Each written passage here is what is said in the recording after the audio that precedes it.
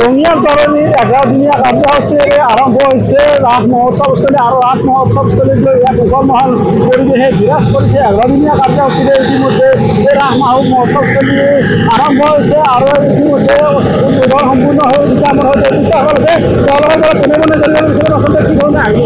তৰণী 91তম ৰাস মহোৎসৱৰ আজি প্ৰথম দিনাৰ আজি বহুত কিবা-কিবি কাৰ্যসূচী আছিল। তাৰ ভিতৰত এটা আপোনাৰ বোমা এইটো মোৰ ফালৰ পৰা উদ্বোধন কৰা হ'ল আৰু মই ভগৱানৰ ওচৰত প্ৰাৰ্থনা কৰিছোঁ জানো ৰাসখন সকলো ৰাইজে ভালদৰে উপভোগ কৰে আৰু আমাৰ সকলোৰে মৰমৰ আৰু হিয়াৰ আমঠু জুবিন গাৰ্গক আমি সকলোতে হেৰুৱাব লগা হ'ল।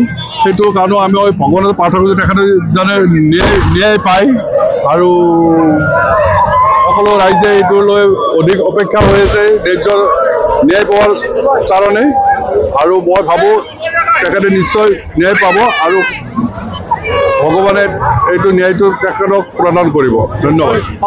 অসমীয়াৰ হিয়াৰ আমঠু জুবিন গাৰ্গৰ তেওঁলোকে শ্ৰদ্ধাঞ্জলি জনাইছে আৰু তেওঁলোকে ন্যায়ৰ অপেক্ষাত আছে যে জুবিন গাৰ্গে ন্যায় পাব। লগতে ভাৰতৰত্ন ভূপেন হাজৰিকাৰ ফটো তেওঁলোকে শ্ৰদ্ধাঞ্জলি জনোৱা পৰিলক্ষিত আছে। আন কিছুসংখ্যক ইয়াতে লোক আছে তেওঁলোকৰ পৰা জানিবলৈ বিচাৰিম ক'ৰ পৰা আহিছে। মই আমাৰ ঘৰৰ বালাগতে হয়।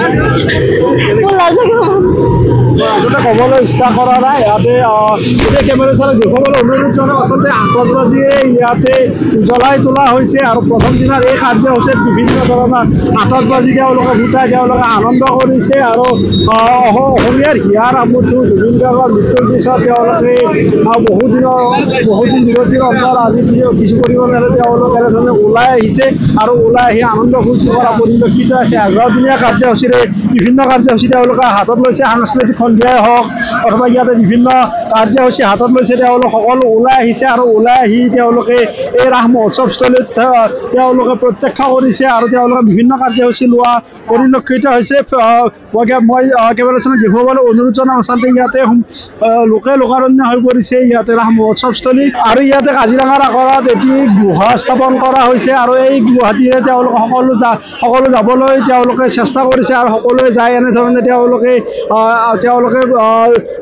ভগৱান শ্ৰীকৃষ্ণৰ তেওঁলোকে মৃন্ময় মূৰ্তিসমূহ তেওঁলোকে প্ৰত্যক্ষ কৰা পৰিলক্ষিত হৈছে। আমি আচলতে ভিতৰলৈ যাবলৈ চেষ্টা কৰিম আৰু এই ধৰণে তেওঁলোকে আজি প্ৰথম দিনৰ কাৰ্যসূচীতে ইয়াতে লোকে লোকাৰণ্য হৈ পৰিছে। ইয়াতে কেইবা সহস্ৰাধিক লোক আহি তেওঁলোকে এনেধৰণে আহি ইয়াতে উপভোগ কৰা পৰিলক্ষিত হৈছে। মই যদি সম্ভৱ হয় আচলতে ভিতৰলৈ যাবলৈ চেষ্টা কৰিম। আচলতে ইয়াতে বহু লোক আহি ইয়াতে উপস্থিত হৈছে। কিছুসংখ্যক যুৱতী আছে তেওঁলোকৰ পৰা জানিবচোন স্থানীয় ভালে লাগিছে চালো কি কয় হয় বঢ়িয়া লাগিছে ভালে লাগিছে চালো গোটেইখিনি যিখিনি আছে। আচলতে সকলোৱে এনেধৰণে ওলাই আহিছে আৰু ওলাই আহি তেওঁলোকে শ্ৰীকৃষ্ণৰ মৃন্ময় মূৰ্তি তেওঁলোকে এনেধৰণে তেওঁলোকে প্ৰত্যক্ষ কৰা পৰিলক্ষিত হৈছে। মই দেখুৱাবলৈ অনুৰোধ আচলতে ভিতৰলৈ যাবলৈ চেষ্টা কৰিম। আচলতে ইয়াতে কেনেধৰণৰ পৰিৱেশ আমি দেখুৱাবলৈ চেষ্টা কৰিম। আচলতে আমি ভিতৰত যাবলৈ চেষ্টা কৰিম। আতচবাজীৰ মাজতে জ্বলোৱা হৈছে যদিও আচলতে ইয়াতে বহু লোক আহি ইতিমধ্যে উপস্থিত হৈছে। এগৰাকী যুৱতী আছে ক'ৰ পৰা আহিছে? মই ৰঙিয়াৰে হয়।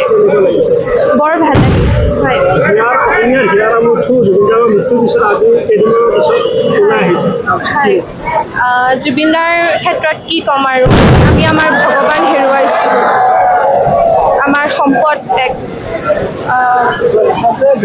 মৃত্যুৰ পিছত তেওঁ সকলোৱে শোক পালন কৰা পৰিলক্ষিত হৈছে আৰু আন কিছুসংখ্যক ইয়াতে যুৱতী মহিলা আছে। ক'ৰ পৰা বহুত ভাল লাগিছে। এইবাৰ প্ৰথম আহিছোঁ, ওচৰতে থাকোঁ কিন্তু এইবাৰ প্ৰথম আহিছোঁ।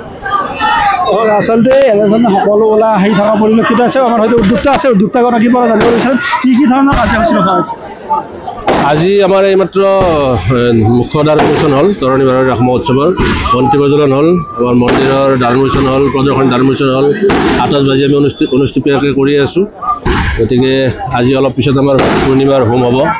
ভক্তবান ৰাইজ দেখিছে আপোনালোকে ইয়াত প্ৰায় 20,000 পৰা 30,000 ভক্ত আজি উপস্থিত হ'ব আৰু সকলোৱে ভোগ গ্ৰহণ কৰিব। আজিৰ অনুষ্ঠান আমি ইমানতে সামৰিম আৰু অহাকালিৰ পৰা মাংগলিক কাৰ্যসূচী আছে দিহানাম আৰু আমাৰ আয়ত্ৰী নাম নাগাৰা নাম এইবিলাক অনুষ্ঠান চলিব এঘাৰদিনীয়া কাৰ্যসূচীত কিমান ভক্তক আদৰৰ কাৰণে প্ৰস্তুতি চলিছে আমি কমচে কম আমি 11দিনীয়া কাৰ্যসূচীত প্ৰায় 2 লাখ ভক্তক আমি আদৰিম আৰু আমি যোৱাবাৰ আমি 2 লাখৰ ওপৰত ভক্ত হৈছে ইয়াত আমাৰ চুবুৰীয়া ৰাষ্ট্ৰ ভূটানৰ পৰা ভক্ত আহে ইয়াত গতিকে নেপালৰ পৰা আহে আমাৰ ইয়াত গতিকে আমি 2 লাখ আমি টাৰ্গেট লৈছোঁ আৰু তেখেতসকলক আমি আপ্যায়ন কৰাৰ কাৰণে আমি সদায় প্ৰচেষ্টা হাতত লৈছোঁ আৰু আমাৰ মানুহখিনি লাগি আছে দিনে নিশা কাম কৰি আছে কিমান বাজেট কিমান আমাৰ এইবাৰৰ বাজেট আমাৰ প্ৰায় 1 কোটি টকা বাজেট প্ৰায় 1 কোটি টকা বাজেট প্ৰায় 11দিনীয়া কাৰ্যসূচী প্ৰায় 2 লাখ ভক্তক আদৰৰ বাবে ইতিমধ্যে তেওঁলোকে প্ৰস্তুতি সম্পূৰ্ণ কৰিছে আৰু চুবুৰীয়া ৰাষ্ট্ৰ ভূটানৰ ইয়াতে বহু লোক আহি ইয়াতে যি তৰণী ৰাস মহোৎসৱস্থলী তেওঁলোকে ভগৱান শ্ৰীকৃষ্ণৰ ৰাস মহোৎসৱস্থলীত অহা পৰিলক্ষিত হয় আৰু তেওঁলোকে 11দিনীয়া কাৰ্যসূচীত ভক্তক প্ৰায় 2 লাখ ভক্তক আদৰৰ বাবে ইতিমধ্যে প্ৰস্তুতি সম্পূৰ্ণ কৰি তুলিছে আপুনি বিচৰা বাতৰি পাব কেৱল নিউজ 18 এপত নিউজ 18 এপ ডাউনলোড কৰিবলৈ স্ক্যান কৰক এই QR কোড গুগল প্লে ষ্টৰতো পাব এই নিউজ 18 এপ